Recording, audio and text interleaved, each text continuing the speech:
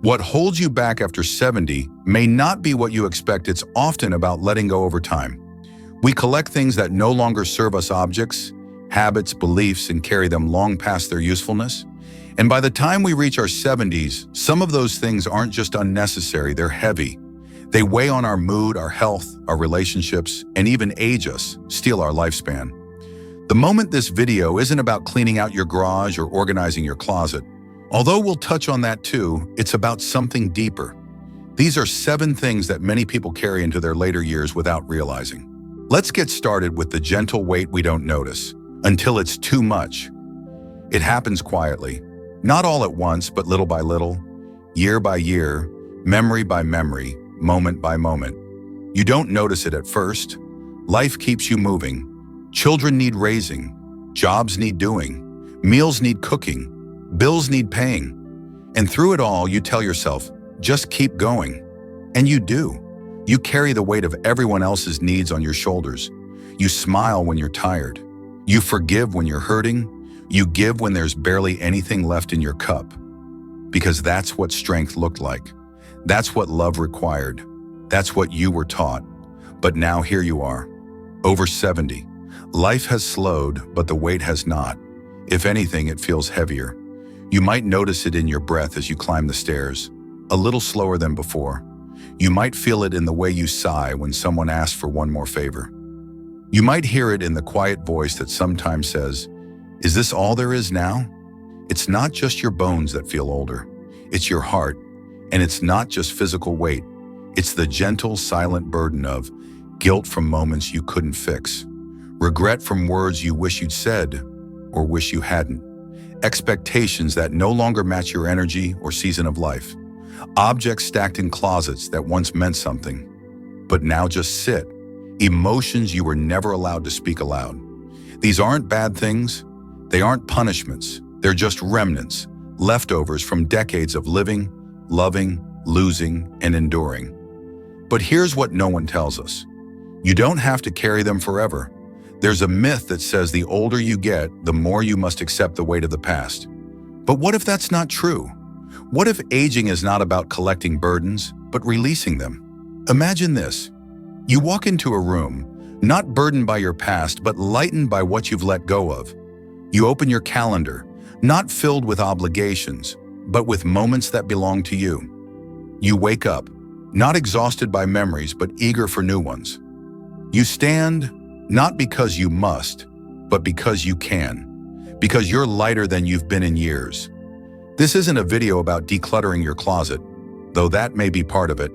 This is about clearing out the corners of your soul. Because by the time we reach our 70s, we've earned the right to feel peace.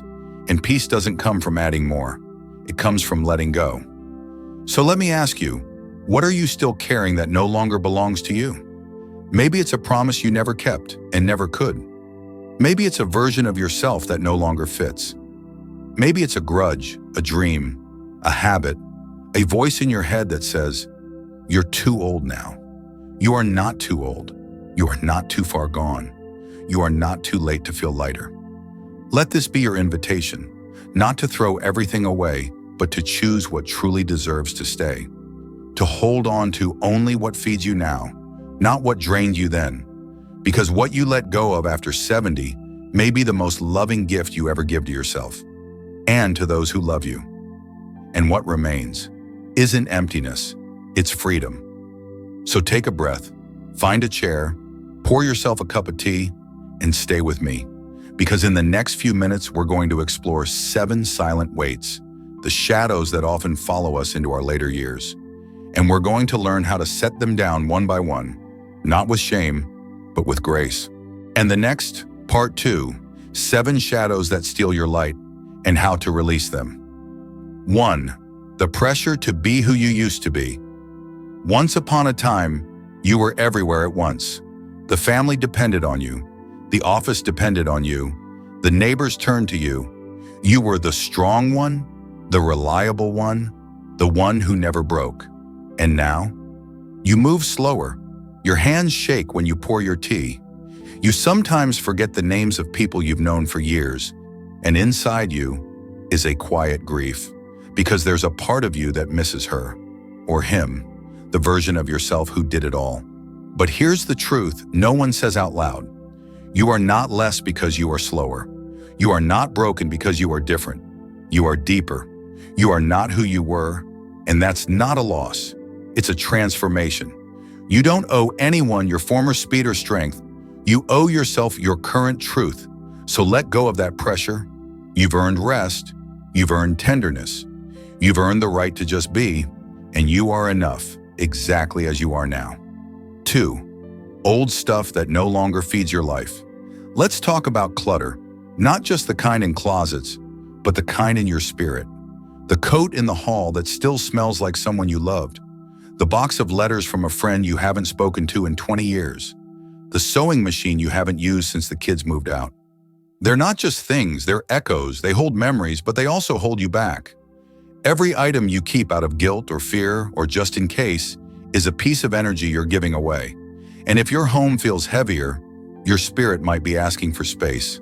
Letting go doesn't mean forgetting. Letting go means choosing. It means saying, I love what this represented, but I no longer need to carry it forward. Keep what warms your heart. Release what clutters your peace. And you'll be amazed at the breath that returns to your body and your life. 3. The habit of saying yes when you mean no. You've said yes 1,000 times when your soul whispered no. You said yes to family gatherings when you were tired. Yes to volunteering when your knees ached. Yes to conversations that drained you because you didn't want to seem rude. Because saying no felt like betrayal, like disappointment, like guilt. But here's the quiet truth. Saying no with love is not rejection. It's self-respect. And when you say no to what depletes you, you say yes to a nap when your body craves it, a walk when your heart needs stillness, a moment alone to simply breathe. Start small. Say no to one thing this week, not because you're angry, but because you're choosing peace. Watch how your world doesn't collapse. It expands. The lie that you're too old to start. Linda was 75 when she painted her first canvas. Charles was 80 when he recorded his first podcast. Dora was 89 when she learned how to FaceTime her great-grandson. They were told it was too late.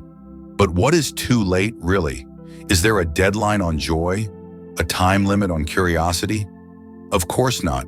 You're not past your prime. You're living your prime now, if you choose to. Start the garden, take the class, learn the instrument, share your story. Your hands may be slower, but your heart is still open. And that's all you need to begin. 5. Bitterness from unresolved wounds. Let's not pretend you haven't been hurt. There were people who betrayed you, moments that broke your trust, years you wish had gone differently. You don't have to pretend it didn't happen, but you also don't have to carry it anymore. Bitterness doesn't protect you. It poisons you. It doesn't honor your past. It anchors it to your body. Forgiveness isn't always a single act. Sometimes it's a practice. You forgive, not to excuse them, but to release yourself. You forgive, not to erase the pain, but to soften its grip. Choose peace. Choose lightness. Choose to walk forward with less in your hands and more in your heart. 6. The need to be strong. All the time. You've been strong for so long, but even the strongest trees bend in storms. Strength doesn't mean silence. It doesn't mean swallowing your tears. It doesn't mean pretending when you're scared or overwhelmed. True strength is the courage to say, I need help. The wisdom to say, I don't know. The bravery to say, I'm tired. Let others carry you too. You are still worthy, even when you're not holding everything together. 7. The silent fear of death. There's no easy way to talk about it, but it lingers.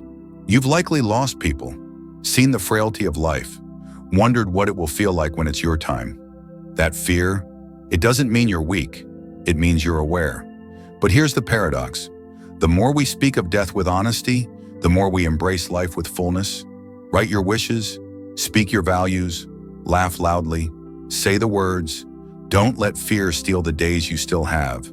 Let go of the shadow and let the sun in. If you've read this far, that means something inside you is ready to release, ready to lighten, ready to truly live. You don't have to do it all today, just start with one. Which one will it be? And now join me in part 3. I will share with you about the real stories of release and renewal. Sometimes the most powerful changes in life don't come from bold resolutions. They come quietly, like the sound of a door opening, or a box being gently closed, or a truth finally being spoken aloud. These are the stories of real people. People in their 70s, 80s, and beyond, who decided to loosen their grip on something that no longer served them. They didn't do it for applause, they did it for peace. And perhaps their stories might mirror your own. Meet Irene, 76, the woman who let go of her busy badge. For most of her adult life, Irene was the organizer, the planner, the one everyone called when the casserole dish needed delivering or the church event needed decorations. She wore her busy badge like a medal of honor. But when her husband passed and her knees began aching more than usual, she started to feel the cost of that badge. She would push herself to host every holiday, cleaning the house for days, preparing enough food to feed an army, pretending her back wasn't screaming from standing too long. I thought if I stopped being useful, I'd stop being loved, Irene confessed. I was scared that slowing down meant fading away. Then one morning, as she stared at a calendar filled with obligations, Bible study, potluck, garden club, she felt something break loose inside. I don't want this anymore, she whispered to herself. So she canceled the monthly book group she'd lost interest in. She told her children she wouldn't be hosting Thanksgiving that year. She invited only her sister for tea on Sundays. No expectations, no fuss, just 2 chairs on the porch and a thermos of chamomile. I didn't lose anything, she said. I gained space to breathe. Now, she says, people visit her not because she organizes the show, but because she's fully present. And her sister calls their Sunday tea the best tradition we ever started. Or meet Thomas, 81, the husband who let go without forgetting. Thomas and Anna were married for 54 years. They laughed more than they argued. They raised 3 kids, and they filled their house with memories, routines, and shared rituals. After Anna passed from a stroke, the house felt like a museum. Thomas couldn't bring himself to touch her sewing room. 5 years passed. Every time he opened the door, the scent of lavender thread and fabric starch would flood his memory. It felt like she was still there, he said, and I wasn't ready to let go. But over time, the untouched room stopped comforting him. It started haunting him. He began to realize he wasn't keeping it for her. He was keeping it because he was afraid of the grief that would come if he let it go. With trembling hands and a tearful heart, Tomas asked his granddaughter for help.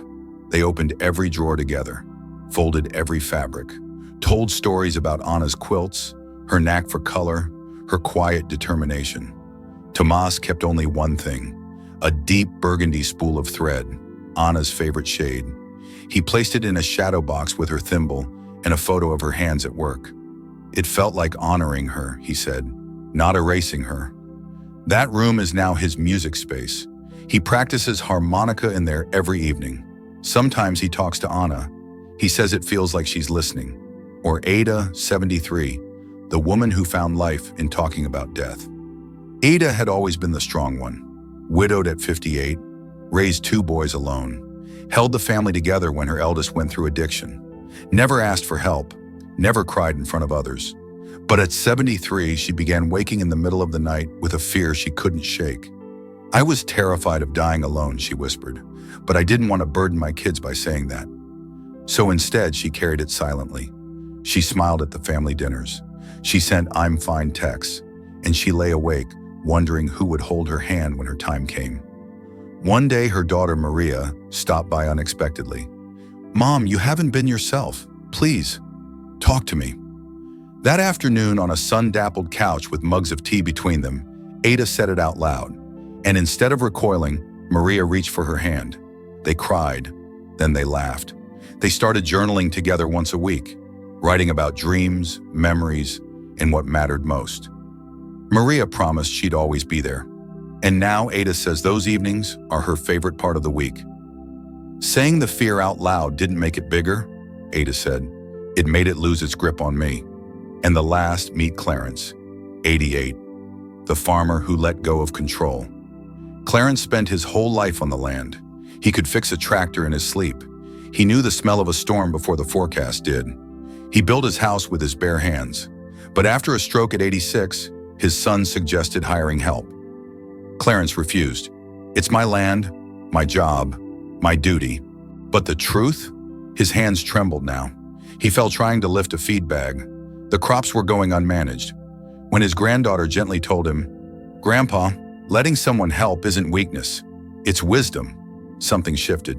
He allowed a young neighbor to start helping. Now Clarence supervises from the porch. He teaches the boy how to read the soil, how to plant by the moon. "I thought I'd lost my usefulness," Clarence said. "Turns out I've just moved into teaching, and I'm better for it." These stories aren't rare. They're everywhere, whispers of hope in small acts of courage. Real people, real release, real renewal. And you can write your own story of letting go. You can be Irene, choosing tea and presence over performance. You can be Thomas, honoring memory without imprisoning yourself in it. You can be Ada, speaking fear aloud and watching it dissolve.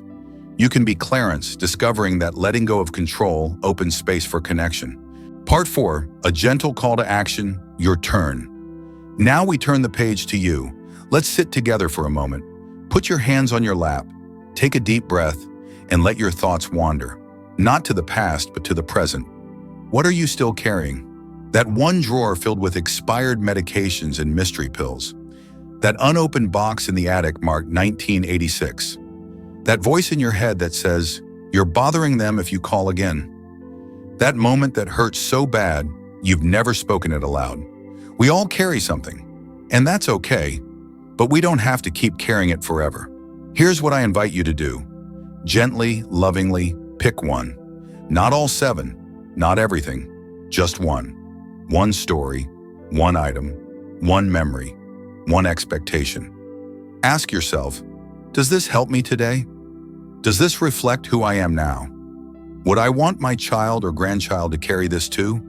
If the answer is no, maybe, just maybe, it's time to set it down. Not throw it, not erase it, just set it down, like taking off a coat that no longer fits. You don't have to announce it to the world. You don't have to explain it to anyone.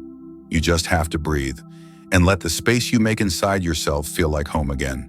And when you let go of one thing, however small, you create room for laughter, for clarity, for softness, for healing, for joy. One of our viewers, Nancy, wrote this to us after watching the original version of this video. "I let go of a photo album I'd been holding for 12 years. My husband had cheated and left. The photos hurt, but I didn't want to lose my story. I kept one picture, the one where I was smiling, just me, at the beach before it all happened. That's the one I framed. I realized I wasn't losing the story. I was choosing the part I wanted to take forward. That is the essence of release, not erasure, but selection. So today, ask yourself, what one thing can I let go of to feel more like myself again? And when you do, come back and tell us in the comments. We're not just viewers, we're a community. Let's inspire one another. Let's hold the space together. Let's walk lighter together. Because your freedom, it starts with one small release. And that first release could be the moment everything changes. Part 5, uplifting conclusion. What remains after we let go? Letting go is often misunderstood. We think it's about loss, about giving something up, about absence. But the truth is, letting go is not about emptiness. It's about making room for something better. Think of your life like a garden. For decades, you've planted seeds, memories, relationships, responsibilities, achievements. Some of them blossomed beautifully, some withered over time, some just never had the right season to bloom. And now at this stage of life, you have a choice. You can keep tending every root, even the dead ones, or you can clear a little space, not to forget what once was, but to allow something new to grow. Imagine this, a room in your home that used to be cluttered, now open, light pouring in through the window, the air soft with quiet peace. A heart that used to beat with urgency, anxiety, regret, now steady, open to laughter, free to rest. A mind once crowded with lists, memories, fears, now calm enough to notice the little joys again.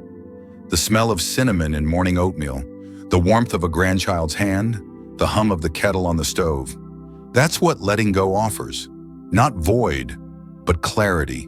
Not isolation, but spaciousness. Not death, but deeper life. At 70 or 80 or 90, you are not winding down. You are unfolding, like the last chapter of a great novel, where the meaning of everything that came before begins to make sense.